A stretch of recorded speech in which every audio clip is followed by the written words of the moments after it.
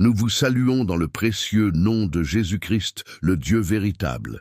Et nous vous rappelons que sur notre chaîne, nous partageons des enseignements sur la parole de Dieu et des leçons de vie. Merci de vous abonner à notre chaîne pour ne pas perdre cette vidéo ou pour ne plus manquer nos prochaines vidéos. Merci aussi d'aimer, commenter et partager nos vidéos avec vos proches et connaissances pour que ces enseignements et leçons leur parviennent aussi.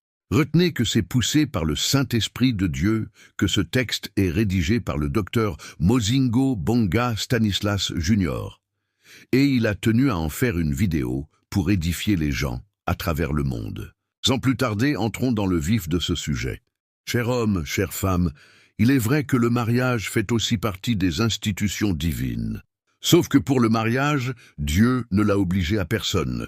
Dieu a plutôt laissé à chacune le libre choix de se marier ou de ne pas se marier. Faites attention, car vous risquez de mal interpréter ce que nous venons de dire. D'où il vous faut écouter ce message jusqu'à la fin pour mieux le comprendre. Sachez que via ces enseignements, nous ne forçons pas les gens à se marier. Nous ne demandons pas non plus aux gens à ne pas se marier. Mais nous éveillons plutôt la conscience de tout homme ou toute femme qui aspire au mariage, afin de tenir à faire un bon choix et à se marier, pas par précipitation, ni par comparaison, ni par pression de l'âge, ni par pression du monde tout autour, ni pour chercher à se faire voir, ni par pitié ou compassion, ni pour l'argent ou les matériels, ni pour les apparences, etc., mais plutôt selon la volonté de Dieu, et au temps fixé par Dieu pour lui ou pour elle. Retenez qu'à toute personne qui aspire au mariage, Dieu instruit aussi via sa parole à faire un bon choix pour que cette personne ne regrette pas après. Cher homme, chère femme, à la lumière de ces instructions, nous venons aussi t'interpeller aujourd'hui en te disant ceci. Sache que se marier n'est pas synonyme d'avoir réussi dans la vie ou d'être entré au paradis céleste. Le mariage n'est pas synonyme d'avoir réussi dans la vie. Le mariage n'est pas le paradis céleste pour que tu te précipites pour y entrer ou pour que tu cherches à y entrer à tout prix. Si le mariage était synonyme d'avoir réussi dans la vie ou le paradis céleste, il n'y aurait pas des personnes demandant des divorces après s'être mariées. Il n'y aurait pas des personnes regrettant leur choix après s'être mariées.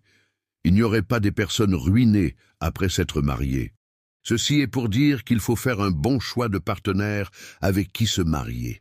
Car un mauvais choix basé sur des motivations vaines, comme seulement les apparences, l'argent, les matériels, la précipitation, la comparaison, la pression de l'âge, la pression du monde tout autour, le fait de chercher à se faire voir, etc., peut te faire plonger tôt ou tard dans les regrets, te ruiner totalement et peut-être même te tuer. Cher homme, chère femme, le mariage n'est pas la fin du monde. Le mariage n'est pas le socle de la vie. Arrête donc de te faire influencer. Arrête donc de te faire vendre des illusions par les autres. N'abandonne pas tes objectifs primordiaux pour la vie à cause de ton aspiration ou de ton envie pour le mariage. N'abandonne pas tes objectifs primordiaux pour la vie à cause du fait que tu vois les autres se marier et tu penses que tu es en retard dans la vie, tu commences à chercher à tout prix à te marier aussi. On ne se marie pas par précipitation, ni par comparaison, ni par pression de l'âge, ni par pression du monde tout autour, ni pour chercher à se faire voir, ni par pitié ou compassion, ni pour l'argent ou les matériels, ni pour les apparences, etc. Sois sage. N'abandonne pas tes objectifs primordiaux pour la vie à cause du fait de chercher à faire voir aux gens que tu t'es aussi marié. Sache que tu ne vis pas pour les autres. Après les jours de cérémonie, fêtes de mariage et toutes ces exhibitions, tôt ou tard, si tu te retrouves dans la merde à cause de ton mauvais choix, sache que seul tu en subiras toutes les conséquences. Les gens pourront te voir marié, mais tu iras seul faire face à tout ce que tu rencontreras dans ce mariage. Avant donc de se décider de se marier, il faut savoir que le mariage est appelé à être préparé comme il se doit, tant physiquement que spirituellement. Mais hélas, beaucoup d'hommes et femmes en ces temps se marient soit pour se faire voir, soit par pression du monde qui les entoure, soit par pression de l'âge, soit par précipitation, soit par comparaison, soit pour l'argent ou les matériels, soit pour les apparences, etc. Pour beaucoup d'hommes et femmes, Se préparer pour le mariage, c'est juste se préparer pour les cérémonies ou les fêtes de mariage, alors que ce ne sont que des moments qui prennent juste quelques heures ou quelques jours et passent. Beaucoup de personnes ne pensent et ne rêvent que des jours de cérémonies et de fêtes de mariage pour se faire voir, s'afficher aux yeux du monde, etc. Elles passent ainsi à côté de véritables préparations pour le mariage qui doivent être basées sur le bon choix de partenaire, à la lumière de la parole de Dieu, en tenant à ne pas se donner à la précipitation, ni à la comparaison, ni à la pression de l'âge, ni à la pression du monde tout autour, et à ne pas se focaliser sur l'amour de l'argent ou des matériels, ni sur le fait de chercher à se faire voir, etc. Beaucoup d'hommes et femmes ignorent qu'un mariage qui n'est pas préparé comme il se doit tant spirituellement que physiquement peut tôt ou tard devenir pour les deux partenaires ou pour l'un ou l'une des partenaires un cauchemar pouvant déstabiliser ou ruiner sa vie, voire même causer sa mort. Cher homme, chère femme, on ne se marie pas pour se faire voir. Sache que les jours des cérémonies et fêtes de mariage passent, mais le mariage est pour tout le reste de la vie. Cher homme, chère femme, on ne se marie pas par précipitation ou par comparaison. Sache que dans la vie, chacune a son temps fixé par Dieu pour chaque chose. L'impatience, la comparaison ou la précipitation peut t'amener à entrer là où Dieu ne t'a pas destiné et te faire plonger tôt ou tard dans les regrets, te ruiner, voire même te tuer. Cher homme, chère femme, on ne se marie pas pour plaire aux gens. Sache que les gens ne vivront pas dans ce mariage avec toi. Ce que tu y vivras, seul tu en feras face. Cher homme, chère femme, on ne se marie pas pour fuir la pression de l'âge ou du monde tout autour. Sache que tu pourras penser fuir la pluie alors que tu t'es plongé dans la rivière. Cher homme, chère femme, on ne se marie pas pour les apparences, ou pour impressionner ou encore pour se faire voir. Sache qu'un mariage qui n'est pas préparé comme il se doit, tant spirituellement que physiquement, peut contribuer à ta ruine ou à ton appauvrissement tant spirituellement que physiquement. Cher homme, chère femme, on ne se marie pas par intérêt financier ou matériel. Sache que l'amour de l'argent ou des matériels peut te faire retrouver tôt ou tard dans des tourments qui te feront regretter, voire même te coûter la vie. Dans 1 Timothée 6, 10 à 12, il est écrit « Car l'amour de l'argent est une racine de tous les maux, et quelques-uns, en étant possédés, se sont égarés loin de la foi, et se sont jetés eux-mêmes dans bien des tourments. » Pour toi, fuis ces choses et recherche la justice, la piété, la foi, la charité, la patience, la douceur. Combat le bon combat de la foi, saisis la vie éternelle, à laquelle tu as été appelé, et pour laquelle tu as fait une belle confession en présence d'un grand nombre de témoins. Cher homme, chère femme, en résumé, ton mauvais choix de partenaire de mariage suffit pour te dérouter complètement de la destinée que Dieu avait préparée pour toi, tant dans ce monde que dans ton éternité.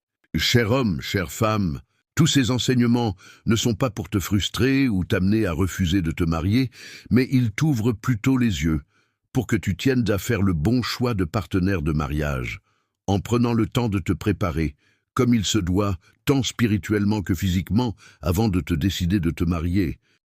C'est-à-dire, mets d'abord le Seigneur Jésus-Christ avant tout, au centre de tout et par-dessus tout. Que la vie de prière, méditation de la parole de Dieu et de sanctification soit ton partage. Cher homme, sache que les femmes sont partout, n'importe où. Tu peux trouver ou avoir une femme, et te marier aussi avec elle, sans qu'elle soit la femme que Dieu t'avait destinée. Cela est pareil pour toi, chère femme. Sache que les hommes sont partout, n'importe où. Tu peux trouver ou avoir un homme et te marier aussi avec lui, sans qu'il soit l'homme que Dieu t'avait destiné. Cher homme, chère femme, tout ceci est pour te dire que de toi-même, par tes sentiments, par tes envies, par tes convoitises, par tes émotions, par tes passions, par impatience ou par précipitation, par comparaison, par pitié ou compassion, par pression de l'âge, par pression du monde tout autour, par le fait de chercher à te faire voir, par les apparences, par amour de l'argent et des matériels, etc., tu peux te tromper en faisant un mauvais choix de partenaire de mariage et le regretter tôt ou tard. Le secret de la réussite, du succès, du bon choix de partenaire de mariage, c'est toujours le Seigneur Jésus-Christ. Ainsi, dans Psaume 37, 3 à 5, il est écrit « Confie-toi en l'Éternel et pratique le bien. Aie le pays pour demeure et la fidélité pour pâture. Fais de l'Éternel tes délices, et il te donnera ce que ton cœur désire. Recommande ton sort à l'Éternel, mets en lui ta confiance, et il agira. Dans Josué 1:8, il est écrit « Que ce livre de la loi ne s'éloigne point de ta bouche, médite-le jour et nuit pour agir fidèlement selon tout ce qui y est écrit, car c'est alors que tu auras du succès dans tes entreprises, c'est alors que tu réussiras. » Dans Proverbes 16, 2-3, il est écrit « Toutes les voies de l'homme sont pures à ses yeux, mais celui qui pèse les esprits, c'est l'Éternel. Recommande à l'Éternel tes œuvres, et tes projets réussiront. » Dans Proverbes 19, 14, il est écrit « On peut hériter de ses pères une maison et des richesses, mais une femme intelligente est un don de l'Éternel. » Dans Hébreux 13, 5, il est écrit « Ne vous livrez pas à l'amour de l'argent, contentez-vous de ce que vous avez, car Dieu lui-même a dit « Je ne te délaisserai point et je ne t'abandonnerai point. » Dans 1 Timothée 6, 10-12, il est écrit « Car l'amour de l'argent est une racine de tous les maux. » Et quelques-uns, en étant possédés, se sont égarés loin de la foi et se sont jetés eux-mêmes dans bien des tourments. Pour toi, fuis ces choses et recherche la justice, la piété, la foi, la charité, la patience, la douceur. Combat le bon combat de la foi. Saisis la vie éternelle à laquelle tu as été appelé et pour laquelle tu as fait une belle confession en présence d'un grand nombre de témoins. Cher homme, chère femme, tiens donc à avoir ta relation personnelle avec Dieu comme nous venons de l'expliquer. À ta relation personnelle avec Dieu, que tu aies étudié ou pas, ajoute le travail, c'est-à-dire fais quelque chose, entreprends quelque chose qui soit conforme à la parole de Dieu et qui soit ton revenu financier. Même si tu le commences dans la petitesse, sache qu'avec Dieu, dans la discipline, dans l'honnêteté, dans l'intégrité, tu parviendras à la grandeur. Ne reste pas les bras croisés, refuse de dépendre d'une autre personne ou d'autres personnes. Travaille, fais quelque chose. Entreprends quelque chose qui soit conforme à la parole de Dieu et qui te fait gagner ton propre argent. Fais aussi des épargnes, des investissements, évite les dépenses inutiles, prépare donc tes jours futurs. Tout cela avec la bonne personne que tu as peut-être déjà trouvée. Mais si tu n'as pas encore trouvé cette bonne personne, continue à grandir dans ton intimité avec Dieu, à travailler, à entreprendre conformément à la parole de Dieu, à faire tes épargnes, tes investissements, à poursuivre tes objectifs primordiaux pour la vie, etc. Ainsi, chère femme, tu ne seras pas un fardeau pour ton partenaire. C'est aussi ainsi que, cher homme, tu ne seras pas un fardeau pour ta partenaire. Dans Proverbes 21, 25, il est écrit « Les désirs du paresseux le tuent, parce que ses mains refusent de travailler. » Dans Proverbes 12, 27, il est écrit « Le paresseux ne rôtit pas son gibier, mais le précieux trésor d'une personne, c'est l'activité, le travail. » Dans Proverbes 6, 6-11, il est écrit « Va vers la fourmi, paresseux, considère ses voies et deviens sage. Elle n'a ni chef, ni inspecteur, ni maître. Elle prépare en été sa nourriture. Elle amasse pendant la moisson de quoi manger. Paresseux, jusqu'à quand seras-tu couché? Quand te lèveras-tu de ton sommeil? Un peu de sommeil, un peu d'assoupissement, un peu croiser les mains pour dormir. Et la pauvreté te surprendra comme un rôdeur, et la disette comme un homme en armes. Cher homme, chère femme, ce que tu ne dois pas non plus ignorer pour faire le bon choix de partenaire de mariage, c'est que, dans tes critères, ne minimise personne dans la vie. Ne regarde pas une personne juste avec les yeux présents, car tu ne sais pas de quoi demain sera fait. Tiens à avoir une vision qui va au-delà du temps présent, une vision plus profonde. Sache que pour parvenir à 1000, on part de 0, en passant par 1, 2, 3, ainsi de suite. Dans Ecclésiaste 3, 11, il est écrit « Dieu fait toutes choses bonnes en son temps ».